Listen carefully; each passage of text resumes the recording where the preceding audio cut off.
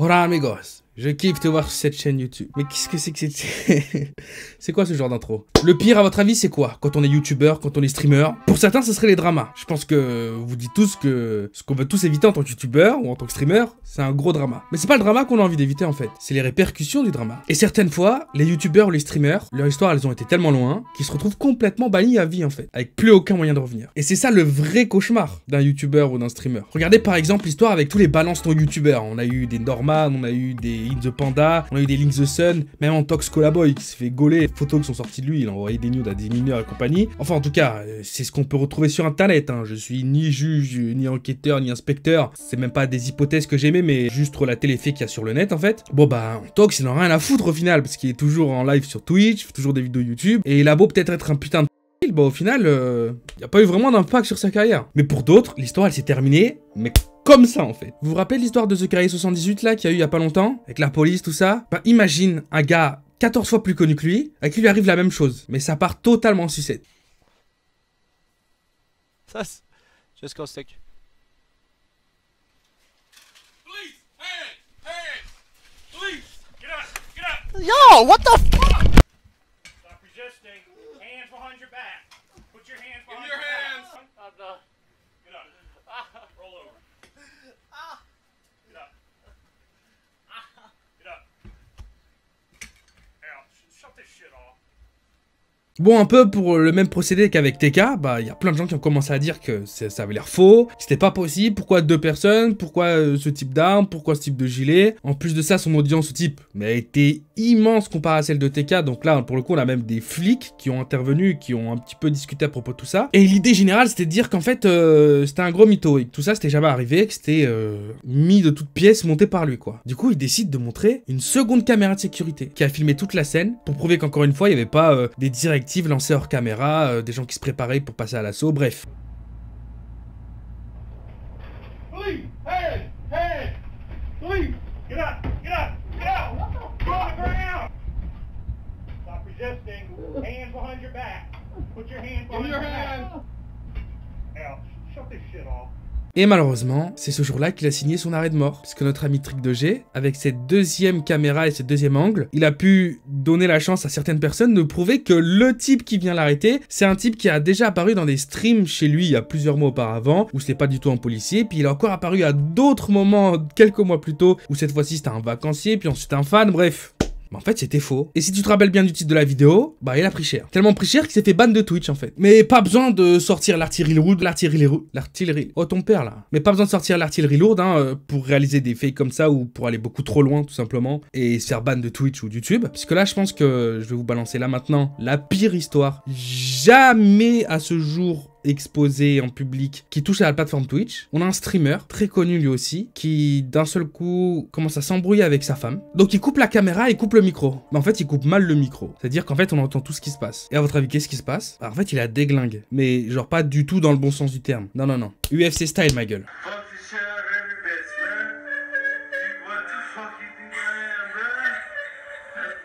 Je veux pas vous passer réellement les passages de cette vidéo, ça dure 8 minutes en tout, c'est quand même long 8 minutes. Je veux dire, malheureusement dans ma vie, j'ai déjà eu des soucis avec des gens, que ce soit dans la rue ou des gens qui venaient chercher la merde. Taper quelqu'un pendant 8 minutes, faut vraiment avoir envie de le taper, hein, ça je peux vous le dire. Pour le coup, il a failli, il a terminé pour de bon, elle a porté plainte, elle a montré des photos sur internet, que je vous montrerai pas parce que on respecte. Bon bah lui pour le coup, comme vous en doutez, il s'est fait ban illico presto, lui il a pas eu le temps de respirer. Hein, il a tenté de s'excuser, mais est-ce qu'on peut pardonner quelqu'un comme ça? Bah je vous réponds en fait...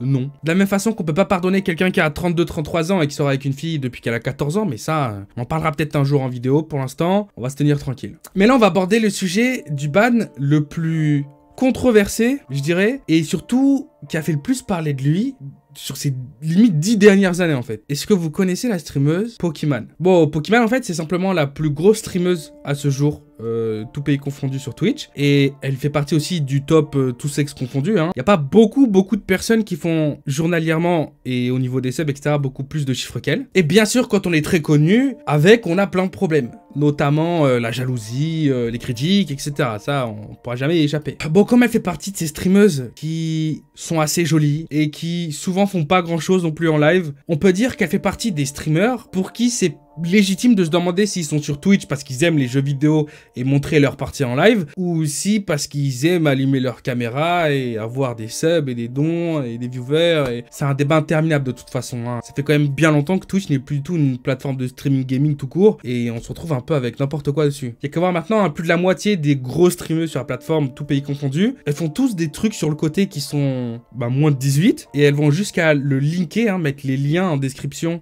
sous leur live Twitch, qui redirigent directement vers leur truc de huc. Et là, la question qu'on se pose, c'est est-ce qu'elles sont en live Twitch pour faire la pub de leur contenu qui leur apporte plus d'argent, où elles se dévoilent entièrement, ou est-ce qu'elles sont là parce qu'elles ont envie de jouer en live? Voilà, comme j'ai dit, ça sert à rien pour en parler pendant des jours. Et cette streameuse Pokémon, elle avait un ennemi juré. Et cet ennemi juré, c'était rien qu'un des plus gros youtubeurs au monde en fait, Leafy. Alors le contenu de Leafy, on pourrait imaginer que c'est quelqu'un comme moi, mais sans état d'âme, sans aucun filtre, méchant, moqueur, un peu tous les adjectifs péjoratifs que vous pourriez trouver qui s'apparentent à aimer faire du mal en faisant du drama. Ce type-là, il a voué une haine envers Pokémon en fait. Mais ce qui s'est passé, c'est qu'il y a pas si longtemps que ça, à peu près un mois en fait, 3 semaines, il a sorti une série de 3 vidéos sur Pokémon où il a exposé plein de trucs sur elle qui probablement auraient dû rester privés, mais en fait, il en avait rien à foutre. Et là où ça a vraiment fait beaucoup de bruit et beaucoup parlé de ça, c'est qu'il a exposé Pokémon sur le fait qu'elle avait un copain en fait, un petit ami. Et peut-être que là, tu regardes cette vidéo et tu dis, alors, on en a rien à foutre, un copain, et alors? Oui, mais alors, en fait, ça fait des années qu'elle dit qu'elle en a pas, et puis tout ça, ça rentre dans un cercle un peu vicieux, où c'est connu qu'une influenceuse, si elle s'annonce célibataire, il y a beaucoup plus de personnes, surtout d'hommes, on peut le dire, qui vont lui balancer des dons, des subs, des abonnements payants, etc., parce que, on va dire qu'ils sont un peu amoureux, quoi. Et malgré le fait qu'elle a toujours dit que c'est pas parce qu'elle disait qu'elle était célibataire qu'elle avait autant de dons et de subs, il y a toujours des gens qui étaient là pour dire, mais non, tu sais très bien que c'est justement parce que tu t'annonces célibataire et que tu l'es qu'en fait, il y a autant de gens qui te filent du blé. Sinon, tous ces gens-là, ils auraient la haine et puis ils se sentiraient trahis, en fait. C'est un débat qui a duré pendant très longtemps, jusqu'au jour où lui, il a sorti une vidéo où il a exposé sur le fait qu'elle avait un copain. Et ça, c'était il y a vraiment quelques jours, en fait. Et là, c'est parti en drama total. C'est escalé de plus en plus jusqu'à avoir un drama qui était en top tendance littéralement partout. Elle a d'un seul coup pris beaucoup de haine dans la tête et elle a décidé de se barrer, en fait. Pendant un mois, elle a décidé de faire la mort sur le réseau et de partir en vacances, respirer, je sais pas où, sur une île ou j'en sais rien, elle fait sa vie. Et c'est là où on a pu réellement avoir une réponse sur si oui ou non ce phénomène et cette façon de faire des influenceuses, est-ce que c'est lucratif ou non pour elle de s'annoncer en tant que célibataire? La réponse c'est que c'est oui en fait. Dites-vous bien que quand sa communauté elle a su qu'elle était pas célibataire, elle a perdu la moitié de ses subs. Elle a perdu la moitié de ses subs. Mais non, t'as pas cliqué sur une autre vidéo sans faire exprès entre temps. On est bien sur les histoires improbables qui sont arrivées à amener à un ban définitif d'un streamer ou d'un youtubeur. Et là il y a quelques jours, littéralement 3 jours en fait, on a appris que Leafy, qui avait plusieurs millions d'abonnés et qui faisait 3-5 millions de vues par vidéo à chaque fois, mais s'est fait ban de YouTube. Alors même si c'est pas publiquement et clairement expliqué, il semblerait que ça soit probablement Pokémon qui a fait jouer ses relations et qui a fait ban Leafy de YouTube. Et là où ça devient intéressant, c'est qu'il s'est aussi fait ban de Twitch. YouTube et Twitch, c'est pas la même compagnie, hein, je vous le dis tout de suite. On a Google d'un côté, Amazon de l'autre. Et c'est pas des amis. Et Leafy, lui, il a jamais rien fait qui a pu aller à l'encontre des règles de Twitch en fait. Jamais de sa vie. Et comme on sait que ces très grosses streameuses et influenceuses, elles sont comme ça avec les membres du staff de Twitch,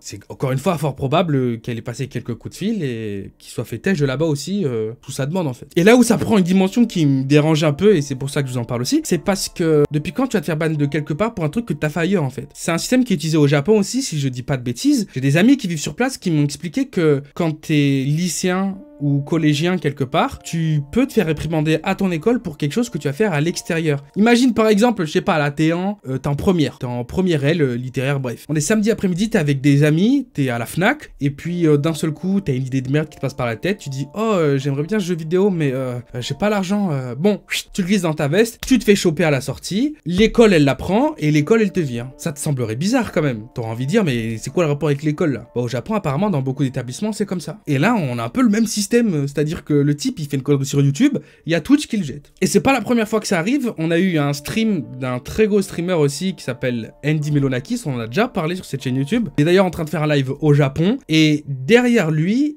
un abonné à lui qui lui avait envoyé un message sur son chat Twitch en lui disant oh je suis pas loin, est-ce que je peux venir te voir? Et Andy il a dit bon y a pas de problème, si t'as envie de nous suivre, suis-nous. Et à côté de cet abonné, un autre streamer Twitch qui est ami de Andy Melonakis. Et en fait ce qui se passe, c'est que pendant que notre ami Andy il est en train de marcher et de faire son live stream, on a le streamer japonais de Twitch qui est derrière en train de s'engrainer avec le viewer. Le streamer japonais, il est pas en train de live. Et là ça part en sucette. Did you say yes? From who? You can stream? Yeah, for us, all of us. feel like you're the only one that has the issue. What? I feel like you're the only one that has the issue. Serious? Whoa, whoa. Whoa, chill.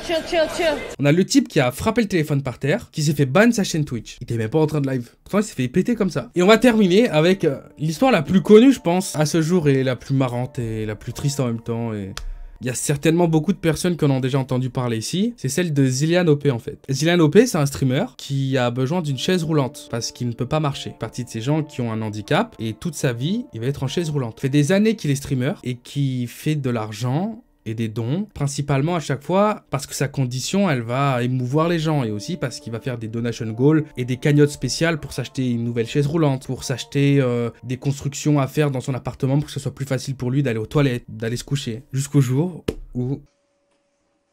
Maybe I don't want to follow you. You hurt my feelings. I'm back.